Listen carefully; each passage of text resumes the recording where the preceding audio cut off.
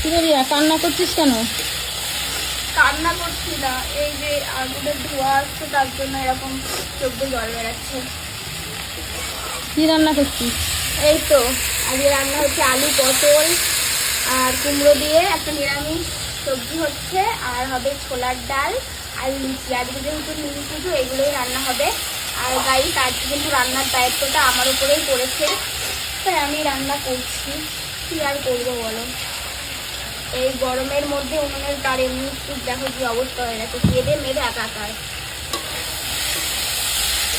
মা তো ভাইয়ের জন্য খাবার করছে আলাদা করে, ভাই যেহেতু সন্ন্যাসী নেমেছে তার জন্য আমাকে এখন কষ্ট করে রান্না করতে হচ্ছে।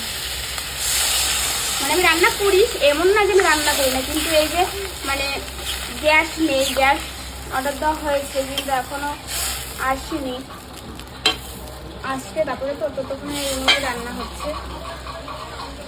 তো এটা সবজিটা নামিয়ে ডাল করবো, তারপরে লুচি। আর এই ডালগুলো এত মানে গরমের মধ্যে লাগছে না, ঘরে এসে চোখ জাকাকায় জল চলে আসছে। তো তরকারিটা এখন ঢাকা দেবো সেদ্ধ হয়ে, তো চলে আমি রান্না করে নিই।